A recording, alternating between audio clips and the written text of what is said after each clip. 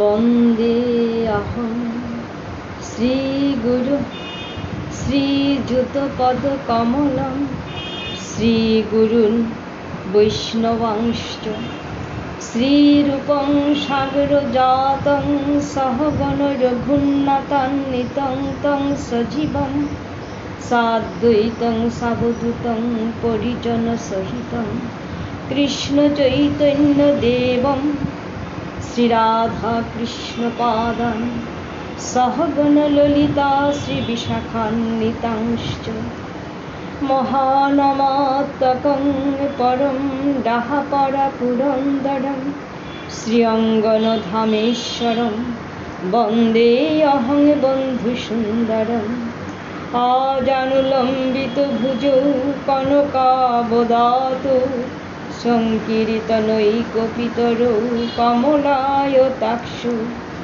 বিশ্বম্ভরৌ দ্বিজবরৌ যুগধর্মপালৌ বন্দে জগৎপ্রিয়করৌ করুণাবতারৌ বন্দে ব্রহ্মশিবারাধ্যং পঞ্চতত্ত্বস্বরূপিণং শ্রীহরিপুরুষং বন্দে শ্রীজগদ্বন্ধুসুন্দরং বন্দেহং পরমানন্দং মহাবতারণং পরম কৃষ্ণগৌরজগদ্বন্ধু বন্দে ভক্তা জগদ্গুরুং বন্দে শ্রীকৃষ্ণচৈতন্য নিত্যানন্দ সহোদিত গৌরদয়ে পুষ্পবন্ত চিত্রৌ সন্ধু তমনুদ অনর্পিত চরিং চিরাত করুণয়াবতীর্ণ কলু সমর্পয়েতু মুন্নত জলরসাংশ ভক্তিশ্রিয়ং হরি পুরট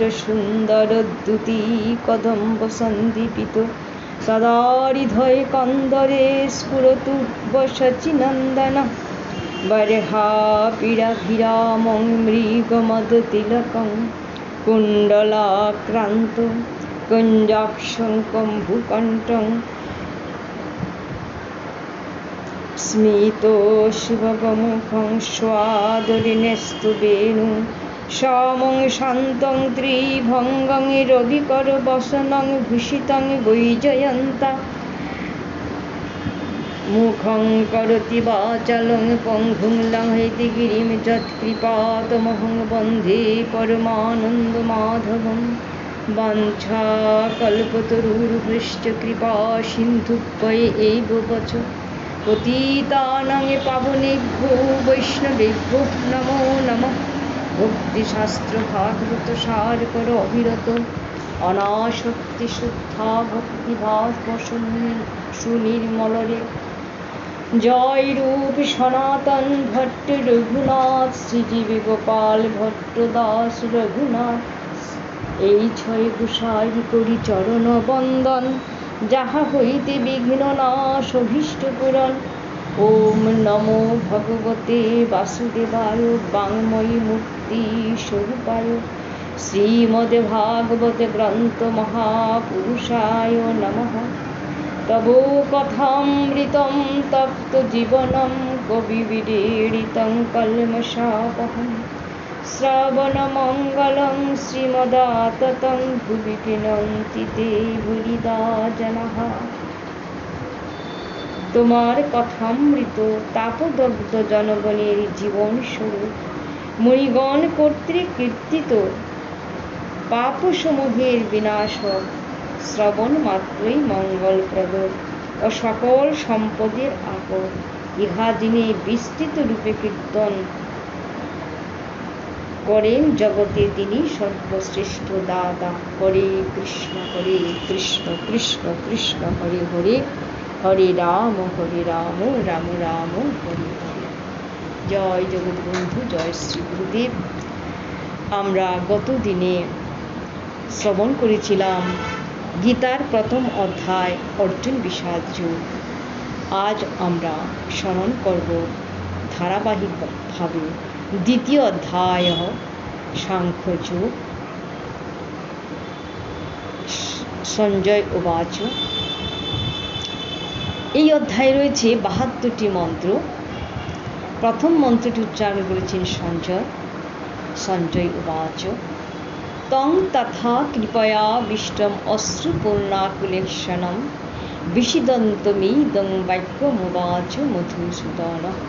শ্রীভগবান উবাচ কুতস্তোয়াকস্মলমিদং বিষমে সমুপস্থিতম অনার্যজুষ্টম স্বর্গম কীর্তিকরমর্জুন ক্লৈবং মাস্মগম পার্থ নৈতৎ উপপদ্যতে ক্ষুদ্রং হৃদয় দৌর্বল্যং ত্যক্তোত্তিষ্ঠ পরমং তপ।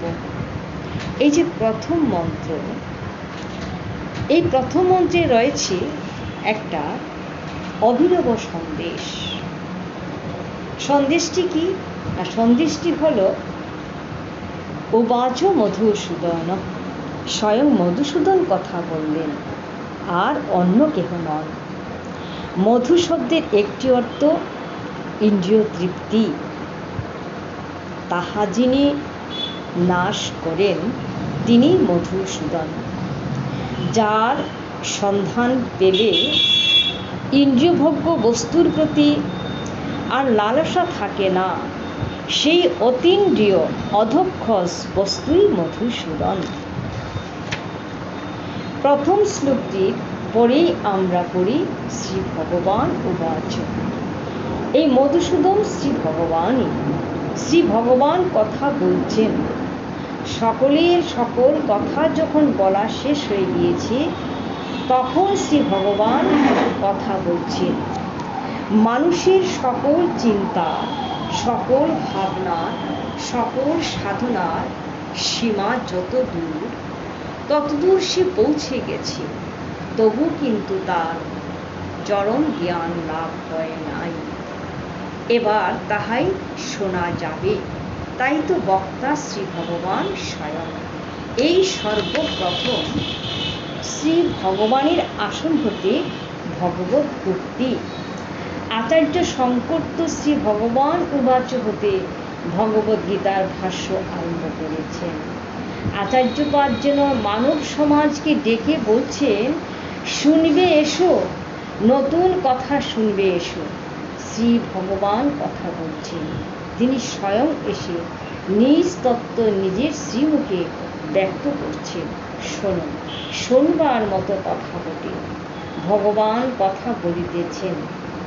এই ভগবানকে, যিনি অর্জুনের রথের চালক, যিনি বিশ্বের সমস্ত কর্মের প্রেরক, যিনি জগৎ নিয়ন্তা, তিনি কথা বলছেন কেন? শ্রী অর্জুনের বুদ্ধিকে প্রচোদিত করার জন্য।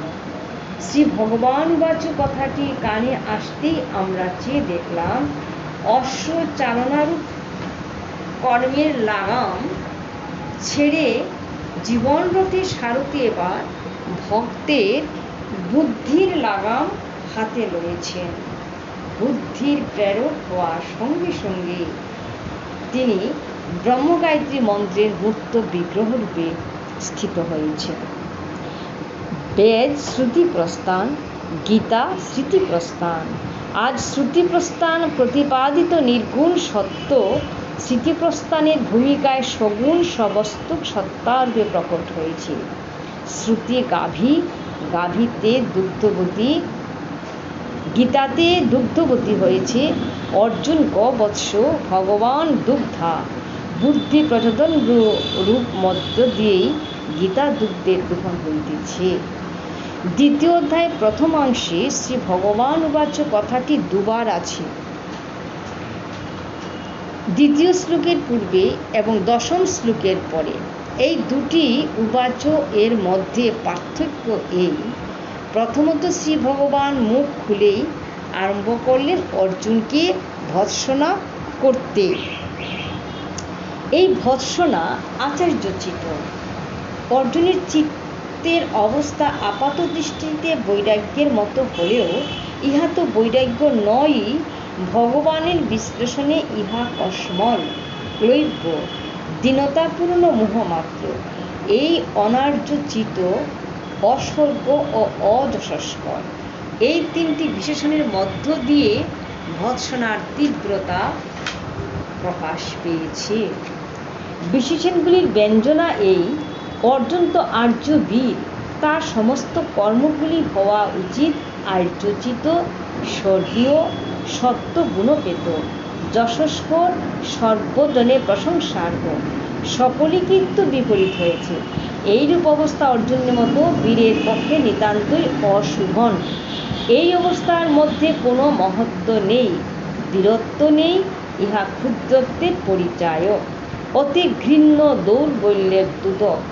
এই দুর্বলতাকে ত্যাগ করে যুদ্ধে উঠে দাঁড়ানোই অর্জুনের কর্তব্য। শ্রী ভগবানের এই কথাগুলি অতি কঠোর এবং কর্কশ। মনে হয় যেন অশ্বের কষা বাক্যরূপ অর্জুনের পৃষ্ঠে পতিত হয়েছে, বা সেকালের পাঠশালার ব্যত্রহস্ত রক্তচক্ষু গুরু মহাশয়ের মতো।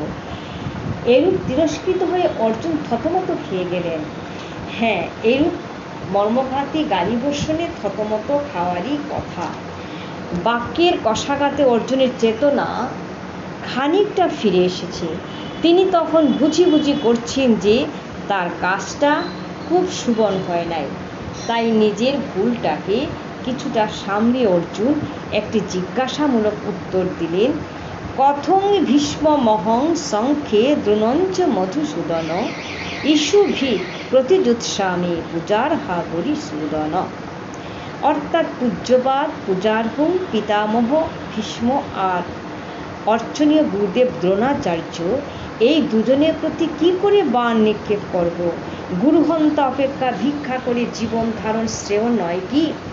ধৈর্যহীন অর্জুন উত্তরটা আসা পর্যন্ত স্বীয় মতে স্থির থাকতে পারলেন না। তখন তিনি বললেন, ন চৈতদ বিদ্ম কতরন্ন গরীয়। কোনটা যে ভালো কোনটা যে মন্দ তা একেবারেই বুঝিতেছি না। এতক্ষণ অর্জুন নিজেকে বুদ্ধিমান মনে করিতেছিলেন। তীব্র ভাষায় ভৎসিত হওয়ার ফলে তার বুদ্ধির গোড়ায় যেন খানিকটা জল এসেছে।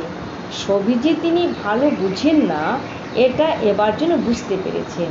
সে বোধের সঙ্গে সঙ্গে এসেছে জিজ্ঞাসা। এতক্ষণ কেবল বক্তৃতা ছিল, কোনো জিজ্ঞাসা ছিল না। কুলক্ষয়কৃত দোষগুলি অর্জুন যখন বর্ণনা করছিলেন, তখন তিনি যে অশোক জনার্দনের চাইতে অধিক বুঝেন এই প্রকার মনে হচ্ছিল। অর্জুন এবার বুঝেছেন তিনি অনেক কম বুঝেন। আমি কম বুঝি, এই বোধ আসতেই তো অর্জুনের জিজ্ঞাসা জাগে আসে ব্রূহিতানেনে। ইহা জিজ্ঞাসু অর্জুনের ভাষা। কোনটি মঙ্গলের পথ তা নির্ণয় করার ক্ষমতা আর অর্জুনের নেই। নিজের তা অনুভব করেই বলছেন, যশ্রেয় সান্নিশ্চিত ব্রূহি, যেটি নিশ্চিত শ্রেয় সেটি বলো। কল্যাণের পথটি বুঝে নেওয়ার ক্ষমতা যে তার নেই, একথা অর্জুন বুঝেছেন। শক্তিহীন এই বোধ জাগলেই শক্তিমানের উপর নির্ভরতা আসে। অর্জুনের এই নির্ভরতা এখন এসেছে। শিষ্যস্তে অহং সাধি মাং তাং প্রপন্নম। ইহা শরণ প্রার্থী অর্জুনের উক্তি। আমি শিষ্য, তুমি গুরু, আমাকে শাসন করো, শিক্ষা দাও, উপদেশ দাও। আমি প্রপন্ন, আমি শরণাগত, আশ্রয় প্রার্থী, তুমি প্রপন্নার্থী করো, শরণাগত পালো, একান্ত আশ্রয় নিও, তুমি আমাকে স্থান দাও। ভক্তিতে অর্জুনের প্রাণ সরস হয়ে উঠেছে। কণ্ঠে তার গদগদ আর করযুগল যুক্ত। অহংকার, ক্রোধ, মোহ, জয়, দৌর্বল্য প্রভৃতি কারণে অর্জুনের ভক্তিভাব অপ্রকাশিত ছিল। তিরস্কারের আড়াল দিয়ে যে কৃপার বাতাস বয়েছে, তাতে ওইসব আচরণ উড়ে গেছে। তাই সহজ স্বাভাবিক ভক্তি আত্মপ্রকাশ করেছে। তাই ভগবানকে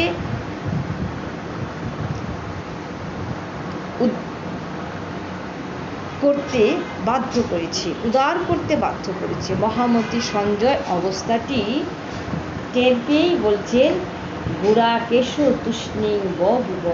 অর্জুন চুপ করেছেন। আর অমনি তমুবাচ ঋষিকেশ। ঋষিকেশ কথা বলছেন। সঞ্জয় যেন জানাচ্ছেন অর্জুন কথা বলা বন্ধ না করা পর্যন্ত ঋষিকেশ কথা বলতে পারছিলেন না। যতক্ষণ আমরা কথা বলি, কোলাহল করি, আপনাকে জাহির করি, ততক্ষণ তিনি নীরবই থাকেন। আর যখন আমরা নীরব হয়ে যাই, তখন তার মুখে কথা ফোটে। শুধু নীরব হওয়া নয়, নিজেকে বুদ্ধিহীন ভেবে তার কথা শোনার জন্য বেকুল হই। তখনই তিনি কথা বলেন। এরপরই আমরা পাই দ্বিতীয়বার শ্রী ভগবান বাচ। মানব সমাজের দিকে তাকিয়ে সঞ্জয় ইশারায় বলছেন, অর্জুন চুপ করেছেন, এখন তোমরাও চুপ করো, নীরবে শোনো, সবচাইতে মূল্যবান কথা আসিতেছে। শ্রী ভগবান বলছেন। ভগবানের কথা আরম্ভ হলো। তবে এবারকার কথার মধ্যে তীব্রতা নাই, কর্কশতা নেই, আছে শুধু প্রাণে প্রীতি মাখানো দরদ আর শ্রীমুখে মধু মাখানো হাসি। দিব্য দৃষ্টি সঞ্জয় সে হাসিটুকু লক্ষ্য করেছেন আর বলছেন, রহস্যান্বিত হাসিটুকুর ভিতরে বিশেষ তাৎপর্য নিহিত আছে। ইবো তার খোঁজ দিয়েছে। এই খোঁজ দিয়েছে যে সংসারে অধিকাংশ মানুষই নিজেকে বেশ বুদ্ধিমান মনে করে, জেনে সমস্যায় পড়ে উপদেষ্টার কাছে পরামর্শ লইতে গিয়েও সে নিজ বুদ্ধির অভিমানটা ত্যাগ করতে পারে না। উপদেষ্টার উপদেশ নিজ মনের মতো হলেই গ্রহণ করে, মনের মতো না হলে নানা অজুহাত দেখিয়ে ত্যাগ করে। সাধারণ লোক খেয়ালেই চলে, উপদেশে চলে না। এখানে অর্জুনের স্বভাব সাধারণ মানুষের মতোই প্রকাশ পেয়েছে। আত্মীয়স্বজনের মুখ যে মোহগ্রস্ত হইলেন, সাধারণের মতো দিশাহারা হয়ে মঙ্গলের পথ খুঁজিতেছেন। না পেয়ে শরণাগত হয়ে বললেন, আমাকে পথ দেখাও। শরণাগত হয়ে পুনরায় যুদ্ধ করব না বলে নীরব হয়ে গিয়ে সাধারণের মতো কাজই করেছেন। আমার কিসে কল্যাণ হবে আমি জানি না, তুমি বলো। এইরূপ গুরুর নিকট সদুপদেশ প্রাপ্তি হয়ে পুনরায় বললেন, আমি কিছুতেই যুদ্ধ করব না। এই প্রকার উক্তি কেবল অশুভ নহে, নিতান্তই হাস্যাস্পদ। অর্জুনের এইরূপ অবস্থাটি দেখে ভগবান একটু হাসলেন, প্রহসন্নিবভারত। সেই হাসিটুকুর দ্বারা যেন আমাদিগকে বললেন, হে জীব, তোমাদের চিত্তের অবস্থা একান্তই হাস্যাস্পদ। আমার চরণে শরণ নিয়ে পুনরায় অহংকার বুদ্ধিতে অবনত মস্তককে তুলে বলছো যুদ্ধ কিছুতেই করব না। এটা তোমাদের স্বভাব। তোমরা আমার কাছে অভিমানের মাথাটি বেশি সময় নিচু করে রাখতে পারো না। যাই হোক, পুরো ঘটনার চাপে একটি কর যদি মাথা নত করে, তাহলেই আমি মাথা আবার তুলে নিলেও ছাড়ব না, চিরকাল অভয়। জয় জগৎ বন্ধু, জয় শ্রী গুরুদেব।